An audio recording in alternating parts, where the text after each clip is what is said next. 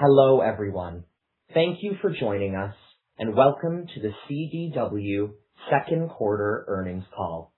After today's prepared remarks, we will host a question and answer session. If you would like to ask a question, please press star 1 to raise your hand. To withdraw your question, press star 1 again. I will now hand the conference over to Steve O'Brien with Investor Relations. Steve, please go ahead.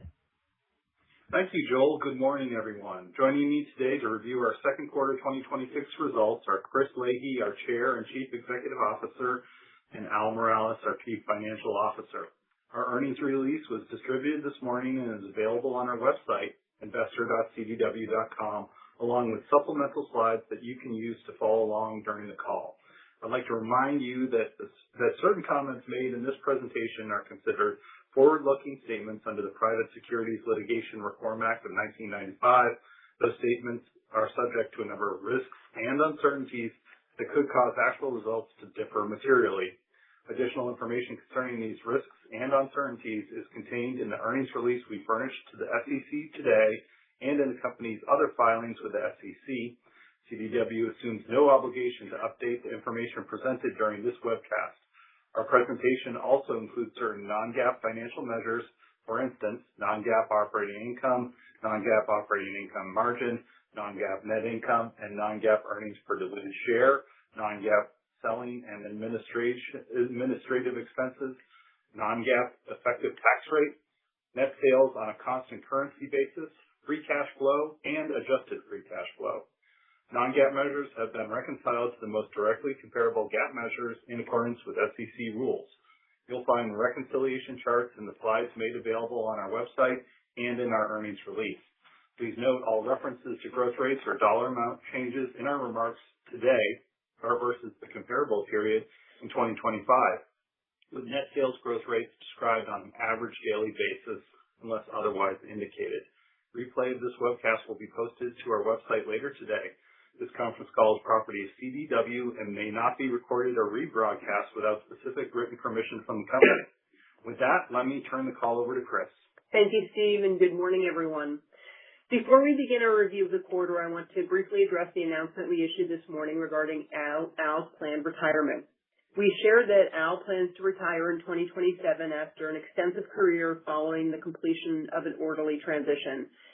He'll remain in his current role until his successor is appointed, and we will then continue to serve in an advisory capacity to ensure continuity. The search for a successor is currently underway. On a personal note, I want to thank Al for his many contributions to CDW's success. He has been a trusted partner to me, an exceptional leader for our coworkers, and a driving force behind the growth and evolution of our company. I'm grateful that we will continue to benefit from his expertise as we execute a seamless transition. With that, let me turn to the second quarter performance, strategic progress, and outlook. Al will then provide additional details on our financial results, capital allocation priorities, and expectations for the balance of the year. The team delivered strong results this quarter through disciplined execution and a clear focus on the priorities driving customer demand. Together, they delivered net sales of $6.6 billion, up 10%. Gross profit of $1.3 billion, up 6%. Non-GAAP operating income of $556 million, up 7%. And non-GAAP earnings per diluted share of $2.91, up 12%. Net sales, gross profit, and non-GAAP earnings per share set new all-time quarterly records. These results demonstrate the strength and resilience of CDW's business model in a dynamic technology environment shaped by growing AI complexity, pricing volatility, and ongoing memory challenges.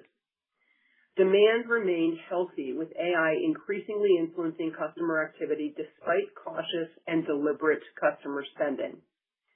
Customer investment in AI readiness and modernization drove strong infrastructure demand.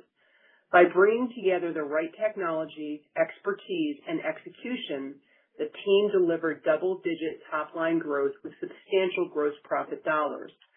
Strong gross profit combined with operating leverage and disciplined capital allocation drove 12% non-GAAP earnings per share growth. Today, AI infrastructure implementation is most advanced among our largest customers, which is typical of a major technology transformation cycle.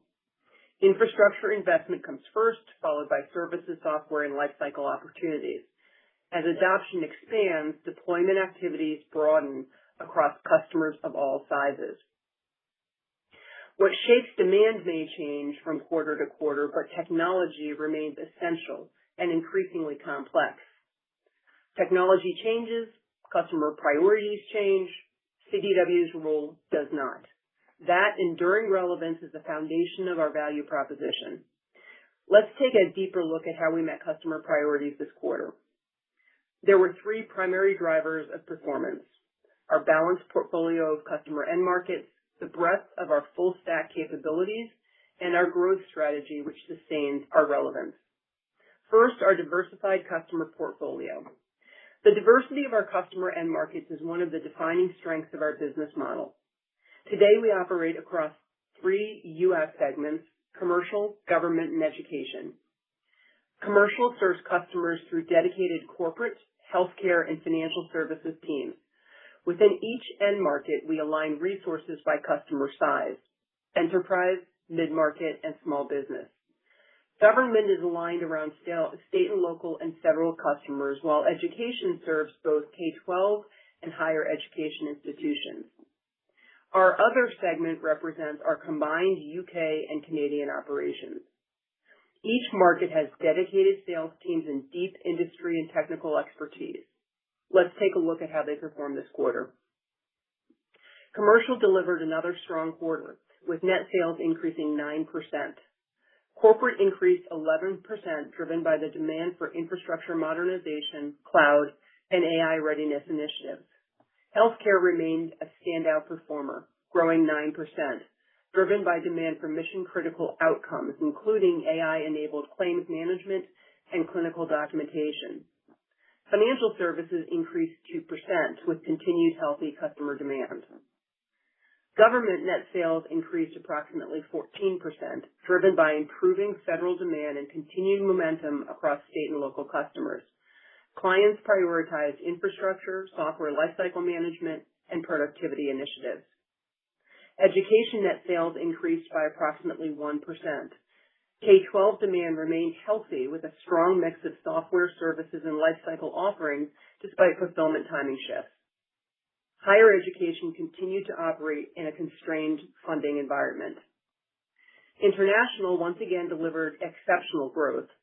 Net sales increased approximately 23%, led by a record quarter in Canada and continued strong momentum in the UK. Demand remained healthy across hardware, software, and cloud categories, with both the UK and Canada delivering mid-teens or better local market growth. The second driver of our results this quarter is the breadth of our full stack, full lifecycle offering, which enables us to capture demand across evolving customer priorities and technology trends. During the quarter, success addressing healthy demand for modernization, AI readiness, and resilience drove a 10% increase in hardware revenue. Servers, storage, and Netcom all delivered very healthy double-digit growth. Notebook and desktop increased a combined 10%, reflecting strong execution and customer willingness to invest in mission-critical technology despite pricing pressures. Higher average selling prices more than offset lower unit volume. Software, cloud, and security all delivered healthy top-line and gross profit growth. Software increased by low double digits, driven by security, application suites, and storage and network area management software. Robust cloud growth reflected continued prioritization of application modernization, AI evaluation, and hybrid environment optimization. Memory price inflation also contributed to cloud adoption, as some customers sought help finding alternatives to hardware expenditures. For security, both top line and gross profit increased double digits, driven by demand for both protecting advanced technology architectures and strengthening governance and compliance capabilities. Services increased 1%. Just like every part of the business, services demand follows customer priorities. This quarter, customer focus on hardware and cloud investments, combined with deployment timing, influenced the mix of services demand. We expect a pickup in lifecycle and professional services as customers move from procurement to implementation to management. The third performance driver, our growth strategy, is crucial to sustaining our relevance. Our strategy is built around an enduring reality. Technology will continue to evolve, but the need for a trusted partner remains constant. As AI adds complexity across the technology landscape, that need has never been greater. Customers increasingly recognize that AI is not a point solution. It's an architectural challenge. AI workloads span on-premises, public cloud, edge, and hybrid environments. And as AI scales, organizations must integrate complex technology environments while managing security, governance, and risk. Accomplishing this requires a partner that can orchestrate the resources required and deliver the execution needed to turn AI investments into tangible outcomes. CDW is that partner. We bring together the right technology, expertise, and execution as we help customers deploy AI with confidence, scale faster, and realize value sooner. The strategic implication is straightforward. AI increases our relevance because it increases complexity. And as customers move from AI experimentation to pilots to implementation to scaling, we are capturing opportunities today across infrastructure, security, data integration, and ongoing lifecycle support. Let me share a couple of recent examples that illustrate the role CDW is playing across customers' AI journeys. A Western States technology office has made substantial progress in its AI journey, launching an AI sandbox, advancing statewide AI literacy, and incentivizing agency adoption. As AI activity accelerates, the state faces a challenge common across many organizations: a growing patchwork of AI initiatives without a consistent way to manage, govern, and scale them. Through our AI 360 framework, we designed a solution that is helping the state move from isolated AI projects to a cohesive operating model that integrates strategy, governance, infrastructure, security, data, and application development. By bringing together the right technologies, partners, expertise, we are creating a scalable framework for evaluating, deploying, and governing AI across agencies, enabling the state to accelerate adoption while maintaining security, oversight, and ensuring measurable outcomes. This multi-year, multi-million-dollar engagement demonstrates the scalability of our model, and we will drive recurring services revenue. We are now productizing this solution to deliver highly relevant and proven AI-driven outcomes at scale to state and local governments across the country. Another engagement, one with a large financial services company, demonstrates the broader services opportunity that is emerging as frontier AI innovation accelerates. Like many enterprise organizations, our customers are dealing with a growing gap between the volume and complexity of new AI-driven threats and the ability of security teams to remediate them quickly and consistently. They need a more coordinated, scalable approach to managing vulnerabilities across their entire technology estate. Through our Claude Mythos AI Security Vulnerability Program, the team brought in CDW expertise across security, observability, cloud DevOps, systems engineering, hybrid infrastructure, and global delivery to design a more automated approach to identifying and remediating vulnerabilities at scale. This multi-million-dollar engagement demonstrates the power of CDW's integrated capabilities. By bringing together expertise from across the organization, we are solving complex customer challenges and delivering mission-critical outcomes. Two great examples of how we are helping customers deliver AI-driven outcomes today. And the opportunity broadens from here. As inference moves closer to users and devices, AI deployments will require a wider range of technologies and services, creating additional opportunities for CDW to deliver customer outcomes, capture share, and drive profitable growth. The same objective driving customer AI adoption, better business and mission outcomes, is shaping how we are leveraging AI within CDW. Our approach is straightforward. Deploy AI to create measurable value.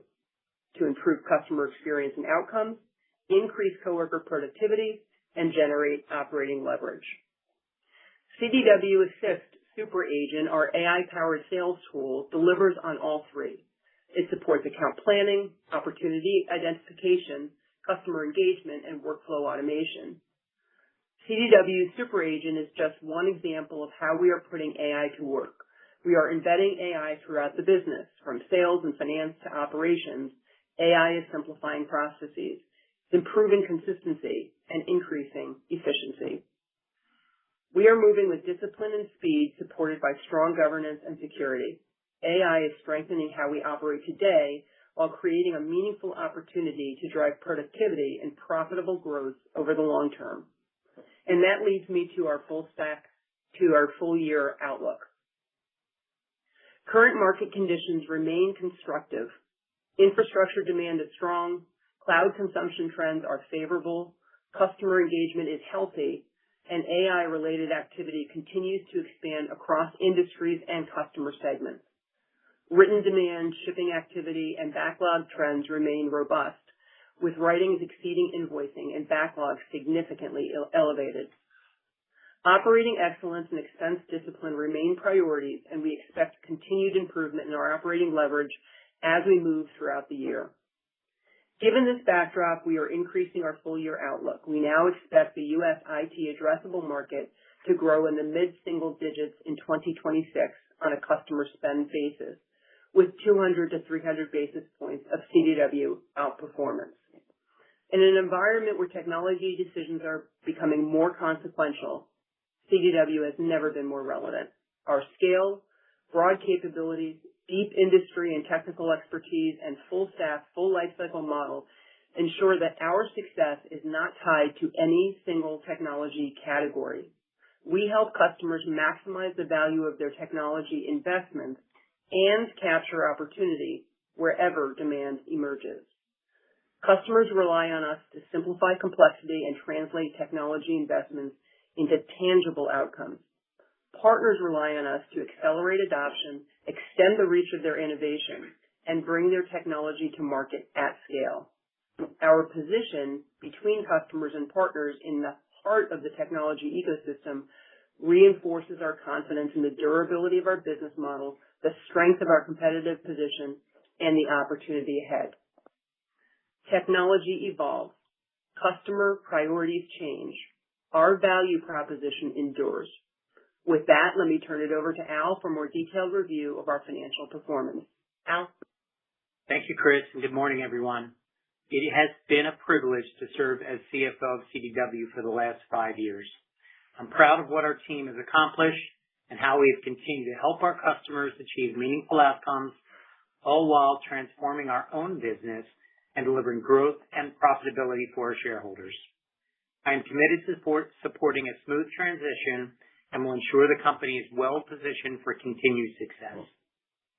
Turning to our results, I will begin with details on our second quarter performance, move to capital allocation priorities, and then finish with our outlook for the remainder of 2026. Second quarter gross profit of $1.3 billion was up 6.3% year over year. This was modestly above our expectation for a mid-single-digit year-over-year increase. The performance reflected solid demand, with customers continuing to prioritize technology investments that support AI, productivity, workplace modernization, infrastructure needs, and security. Second quarter gross margin was 20.1%, down 70 basis points year over year.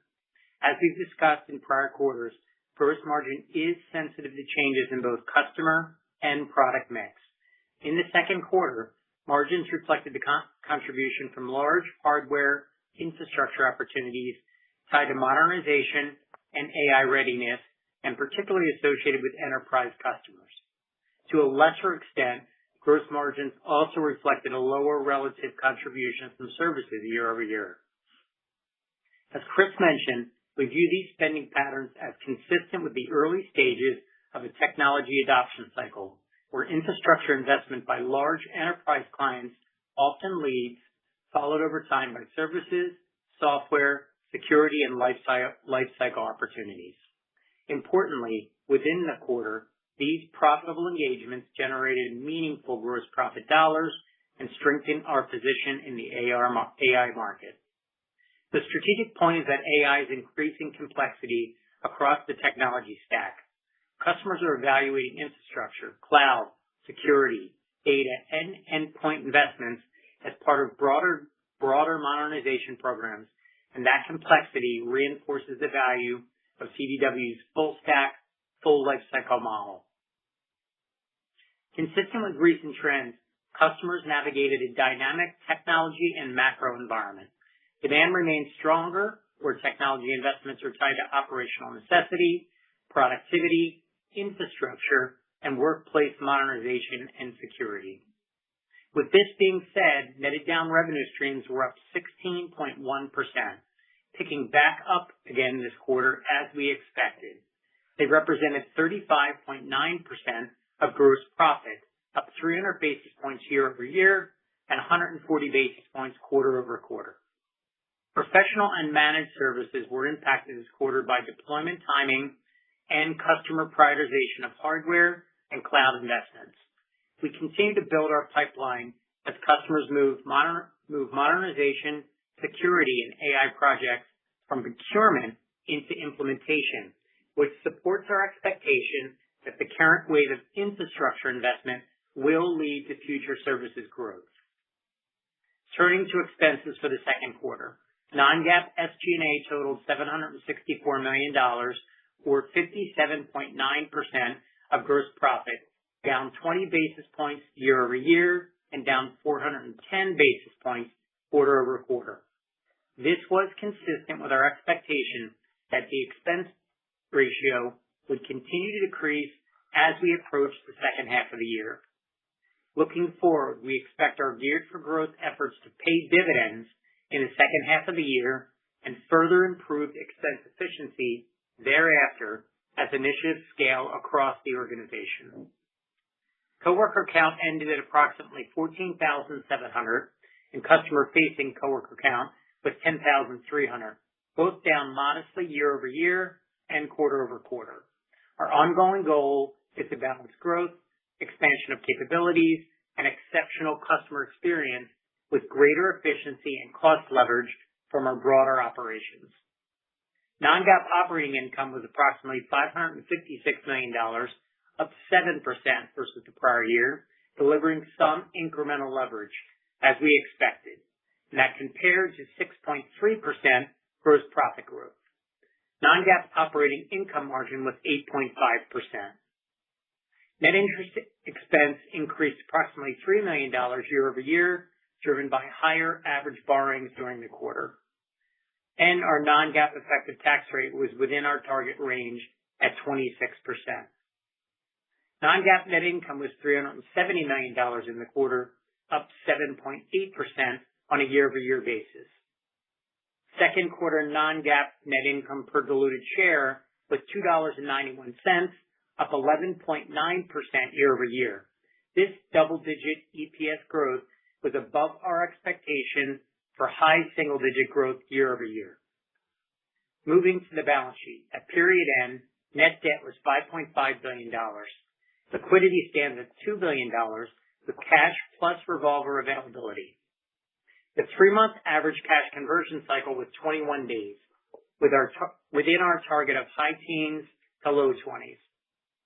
This cash conversion metric reflects a combination of timing, market dynamics, higher hardware sales, and proactive inventory positioning to support customer urgency to secure product amid a dynamic environment. We continue to believe our target cash conversion range remains the best guidepost for modeling working capital longer term. Adjusted free cash flow year to date was $278 million, or 42% of non-GAAP net income for the first half, below our stated rule of thumb of converting 80 to 90% of non-GAAP net income to cash. We continue to expect cash flow conversion to normalize over the balance of the year and have line of sight towards achieving our expectations. We've been focused on managing working capital in a way that supports our customers and drives shareholder value, even as ongoing hardware-driven growth and the inflationary price environment has warranted investing in working capital. We've also effectively utilized cash consistent with our 2026 capital allocation objectives during the quarter, including returning $344 million in share repurchases and $80 million in the form of dividends. Through the first half of 2026, we've returned approximately $545 million to shareholders in the form of repurchases, compared to $653 million over the entirety of 2025 and $500 million in each of the years 2023 and 2024. This brings me to our capital allocation priorities moving forward. Our first capital priority is increase the dividend in line with non-GAAP net income growth. We've increased the dividend for 12 consecutive years through 2025. We continue to prudently manage our dividend with respect to the growth environment and target a roughly 25% payout ratio of non-GAAP net income going forward. Our second priority is to ensure we have the right capital structure in place. We ended the second quarter at 2.5 times net leverage, within our targeted range of 2 to 3 times. We continue to proactively manage liquidity while maintaining flexibility. Finally, our third and fourth capital allocation priorities of M&A and share repurchases remain important drivers of shareholder value. We continually evaluate M&A opportunities that advance our capabilities and extend our reach and relevance to customers. While we remain active in the M&A market, we have been opportunistic towards share repurchases. With the additional $1 billion authorization announced in the second quarter, we have more than $1.1 billion remaining capacity under a share repurchase program. Now turning to our outlook. Our first half performance was driven by strong underlying demand as customers build out infrastructure for their AI use cases, secured their networks, and innovated at the edge. Importantly, while customers acted with urgency around hardware procurement, our written production and backlog trends support our view that the strength we are seeing reflects healthy and durable underlying demand for modernization, security, resiliency, and AI readiness.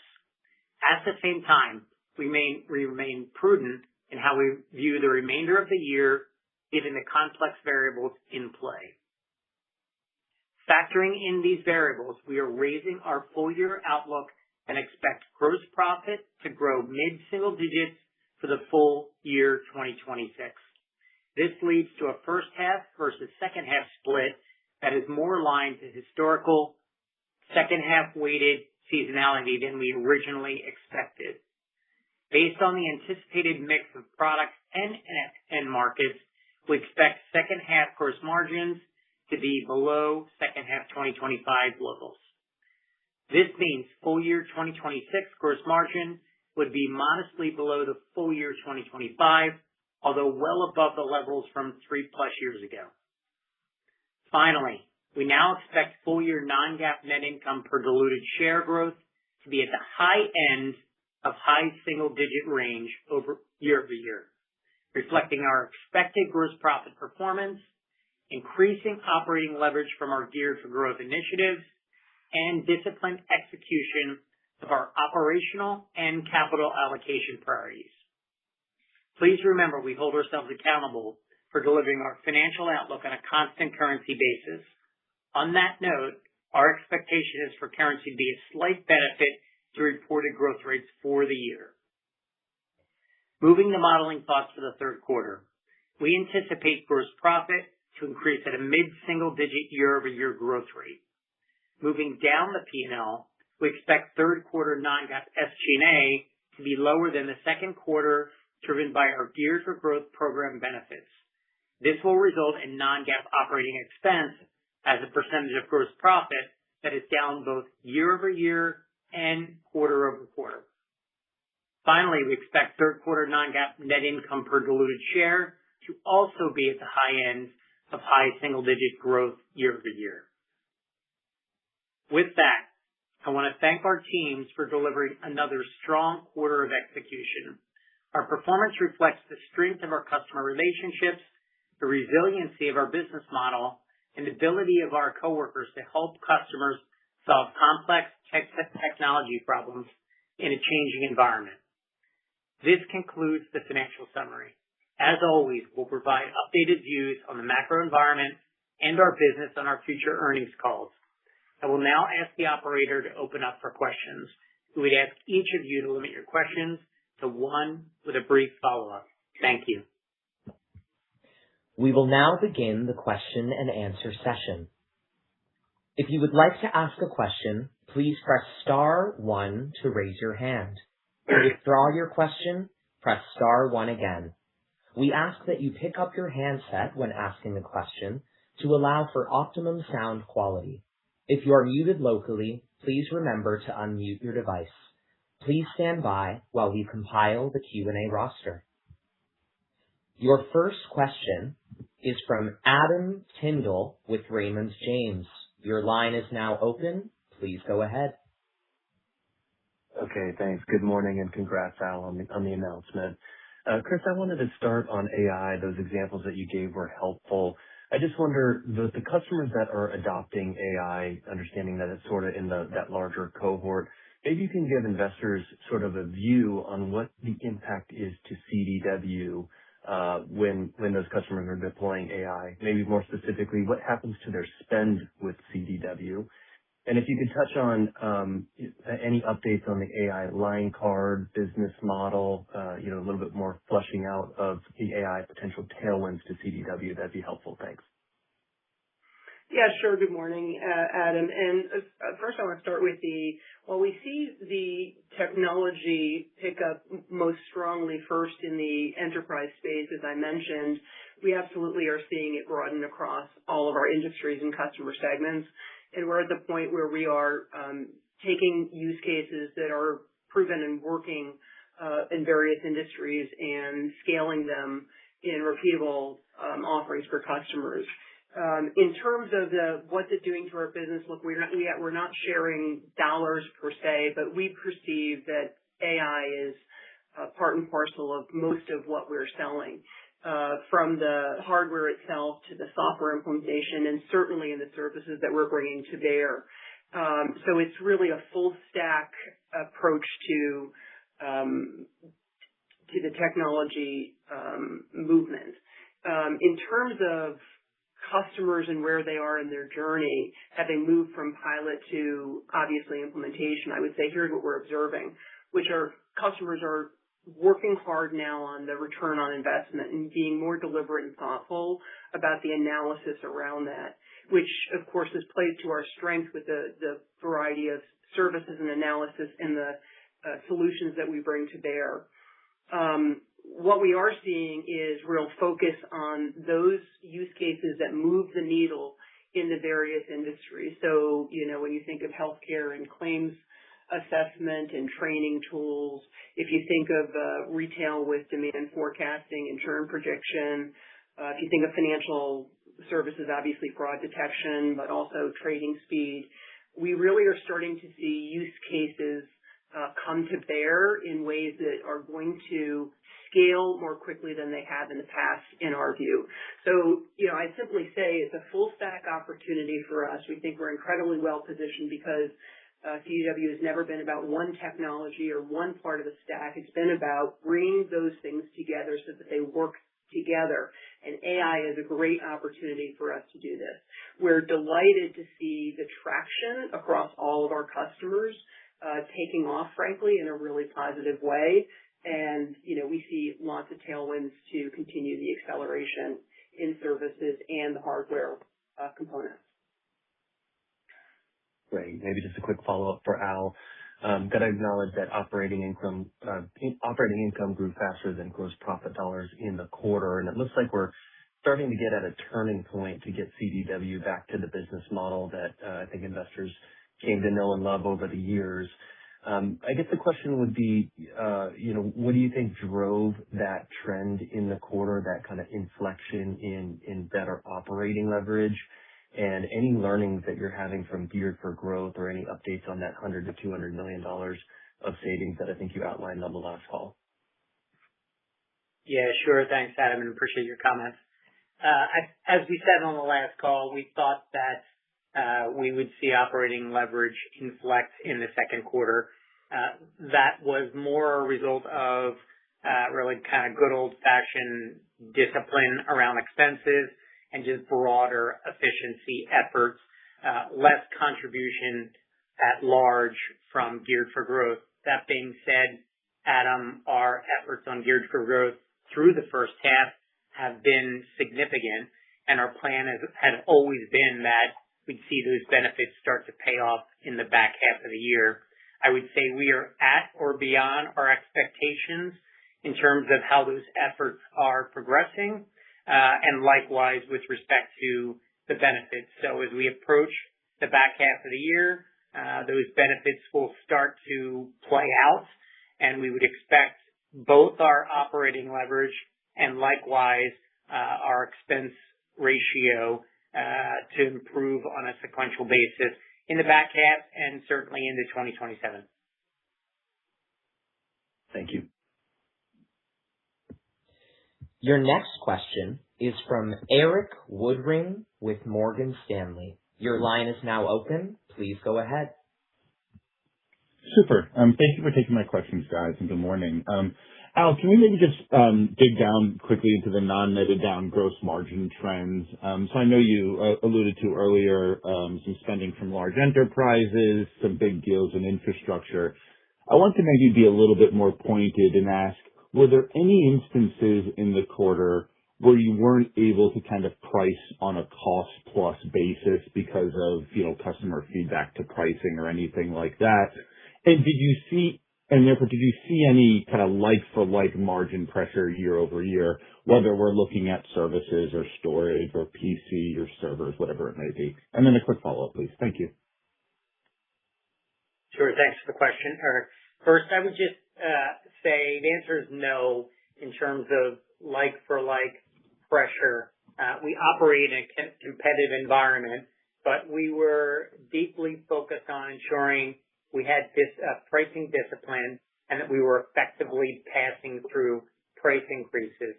So that was not a factor in the core of our business.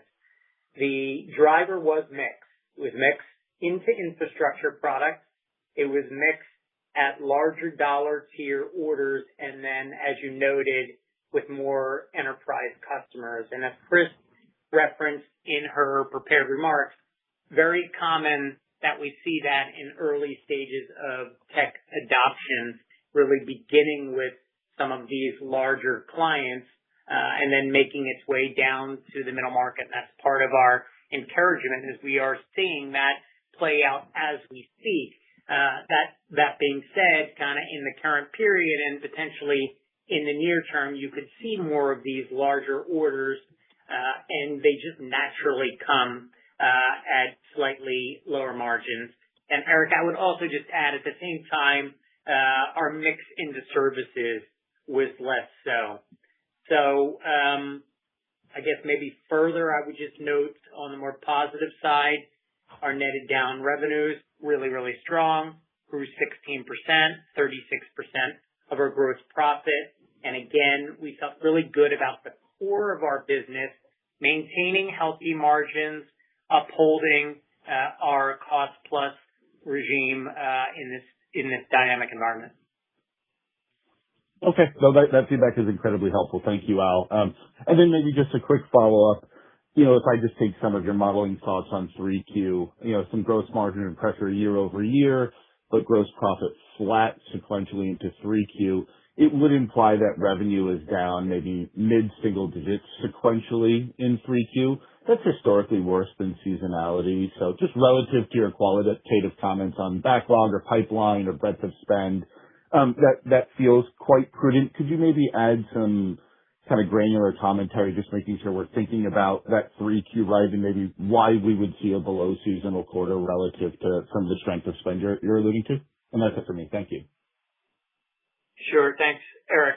Look, I would say you have it right. Mid-single digits, it would be kind of flattish sequentially. That's really a function of us, while certainly more optimistic given the health trends we're seeing, we continue to layer in a level of prudence.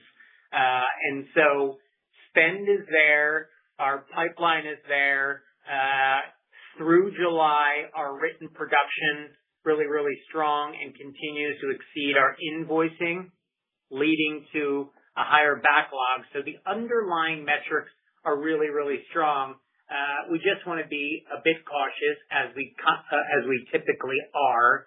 And so while we raised Q3, Q4 with respect to gross profit, we're at mid-single digits. And so there's a bit of a level of prudence there. And likewise, like Q2, what I'd say, all of the elements are there for us to outperform, and that's what we're focused on. Super. Thanks for the color, Al. Best of luck. Thank you.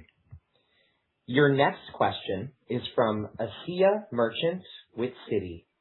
Your line is now open. Please go ahead. Great. Thanks for taking my question. Just if I can, dig down a little bit on AI deals that you talked about. I understand initially the adoption is largely with, larger organizations, but just help us understand, like, as you're thinking about this, services adoption to follow the infrastructure deals that you're talking about, maybe how we should think about, the services attach rate as we progress through this year and as we think about next year. And then in general, would we expect this to be margin accretive or these AI specific deals accretive or margin neutral over time? Thank you. Yeah, sure, Asiya. Well, let me start with obviously what's going on right now, which is we're seeing a lot of demand. And as I mentioned, in the areas of infrastructure, cloud security, and data foundation, so across the full portfolio. But when you think about the adoption curve, which is going to be multi-year and not a single product, that requires readiness, it requires deployment, it requires integration, it requires optimization and ongoing operations. And services is in every single component of those requirements. So when you say attach rate, I would say there's attach rate opportunity, but more importantly, our services are embedded at every stage of the need around AI. Adoption is definitely broadening right now, as I mentioned, beyond large enterprise into, as you heard me say, healthcare, education, commercial, and into smaller businesses as well. So that's the productization that we're working on in the mid-market and smaller businesses, is that we can create AI solutions that are scalable and proven in the real world. I'd also say that when you think about inference near users and the data, edge is next, and there will be incremental demand for edge infrastructure, networking, security, endpoints. And in all of those instances, again, services are critical to the design, deployment, and management. Across the whole spectrum, you can expect to see from us continuing growth, particularly across the managed services and the recurring nature of that business. So we see it as being an increasingly meaningful contributor to our profit growth over the next several years, and we're building a durable engine to achieve that. Great, thanks. And if I can, a quick follow-up, like earlier in the year, of course, there was a lot of concerns around, availability of hardware, memory inflation, et cetera. How would you characterize, what's changed here? Seems like the backlog still remains pretty elevated for you guys, but how would you just characterize availability now of product to help meet this backlog? Thank you. Thanks, Asiya. I would call the environment a bit more normalized. There is definitely continued urgency from customers, and I think that speaks to their needs, particularly on the AI side of things. But they've now been at this for 3 quarters, and so I would say things have become more normalized, and that's both from a standpoint of expectations vis-a-vis pricing as well as supply chain needs. The backlog does reflect that there are still delays in product delivery, but I would say the level of consistency and hitting delivery dates has been better. There is not a level of double orders, cancellations, and all of those phenomena. So when we add that all up, we would say the markets become more orderly in our space and more normalized, and customers have adapted to the environment. So, and to that end, those variables did not influence our results for the quarter from any meaningful way with respect to pull forward or the like. It's become more orderly. Great. Super helpful. Thank you so much. Yep. Your next question is from David Vogt with UBS. Your line is now open. Please go ahead. Great. Thanks for taking my questions, guys. So maybe Chris and Al, just a question about demand and elasticity. I understand that you saw relatively strong growth in server storage, netcom, and some other categories. But can you speak qualitatively to feedback or maybe conversations you're having with customers around their tolerance, if you will, for pretty meaningful price increases across large technology platforms?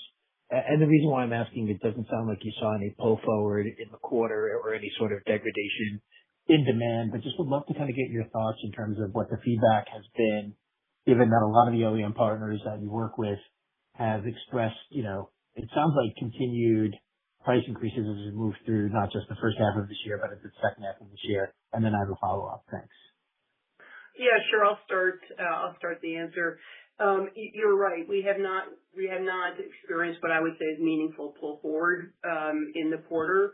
In terms of customer engagements and discussions, look, nobody likes it when prices go up, but I would say that our customers are engaging us more frequently in more detailed discussions around analyzing their choices.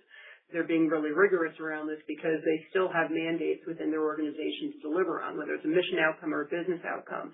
And so customers are still purchasing technology. They're still spending to their budget. And we're actually seeing in cases where budget from other functions within an organization are being reallocated to technology because of the essential nature across their businesses. So it gives us an opportunity with our customers to shine, frankly.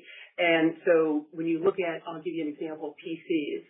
PCs were very strong in terms of growth this quarter because customers were willing to make the mission-critical investments, notwithstanding the pricing.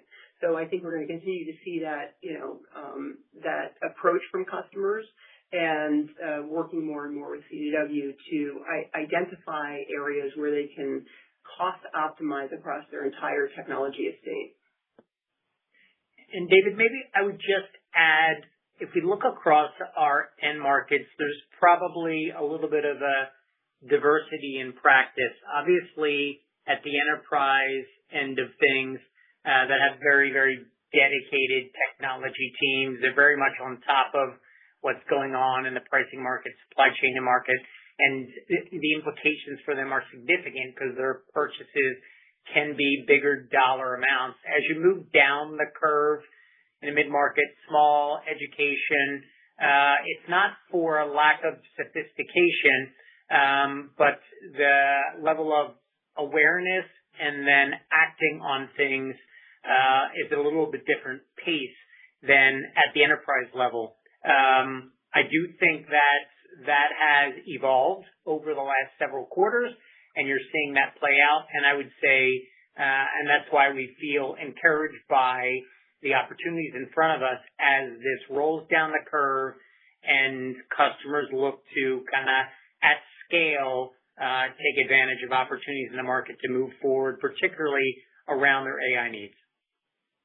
Great. Now, maybe just as a follow-up, and Chris, you touched on it briefly in your other answer to my question, but when you think about prioritization, I think you mentioned, Chris, that customers are looking for pulling spending from other sort of initiatives internally. Did I hear you correctly? And are you seeing within your own portfolio a shift away from more discretionary programs and products to, I think, as Al just pointed out, more mission critical? So does that mean that sort of the services vertical for at least the foreseeable future, probably suffers some deprioritization relative to hardware in your portfolio. Is that the right way to think about it?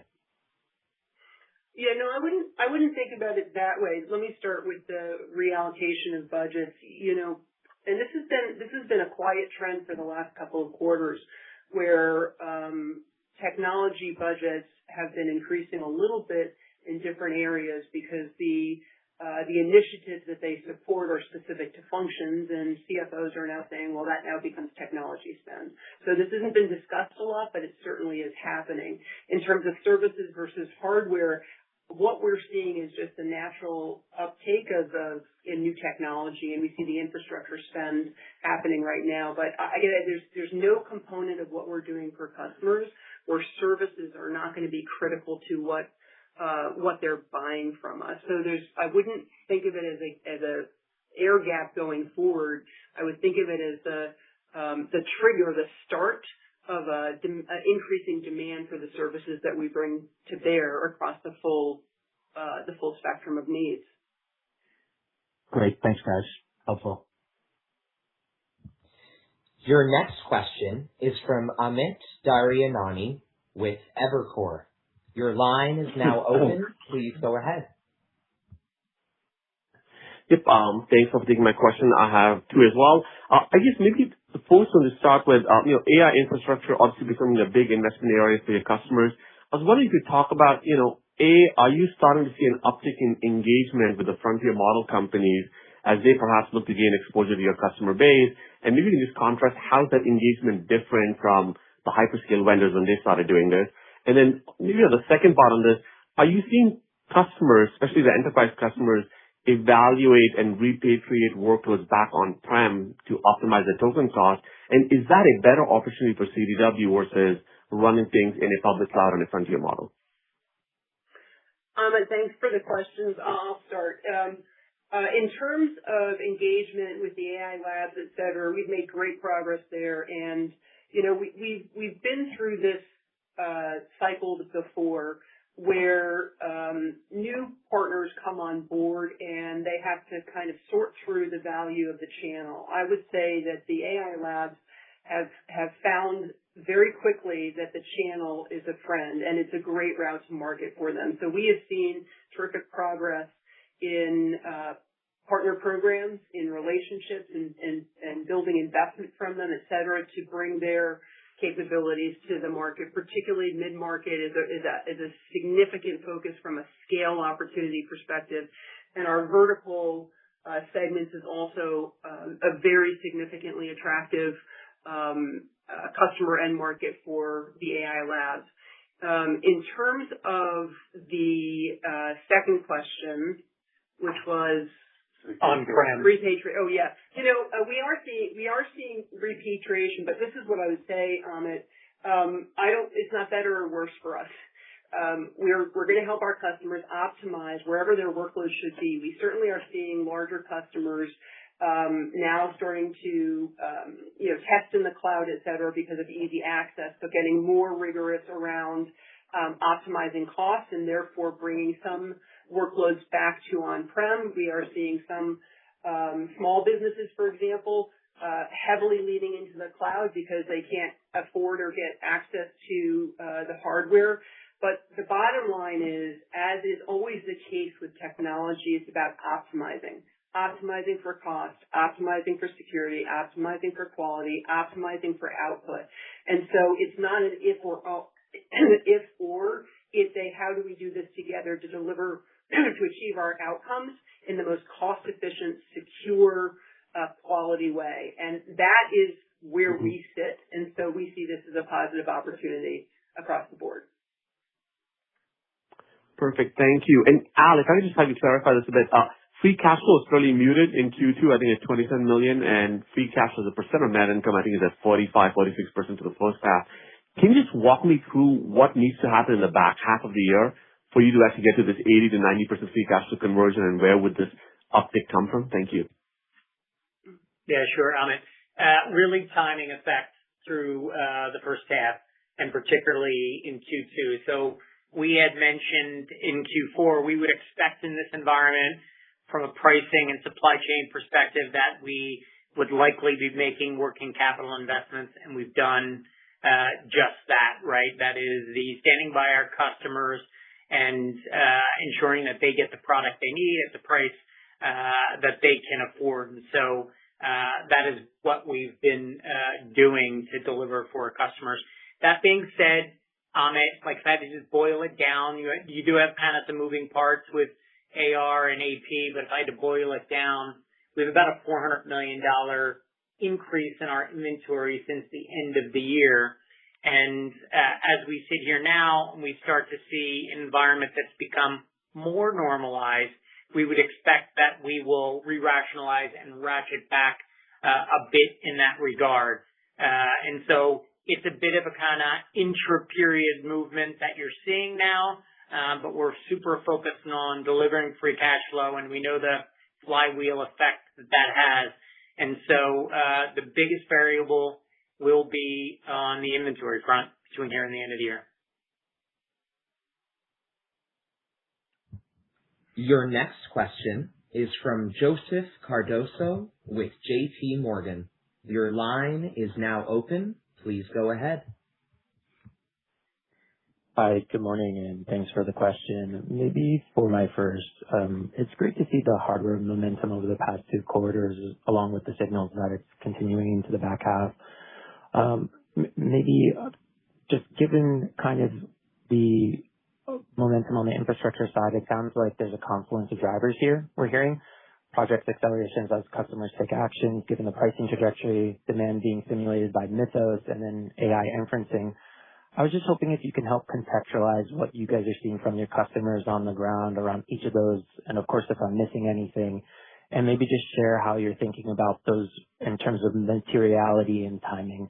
And then I have a follow-up. Thank you. Okay. Joe, could you just characterize the various categories that you just hit? You went quickly and covered a lot of things, and I want to make sure that I answer your question. Just give me the highlights.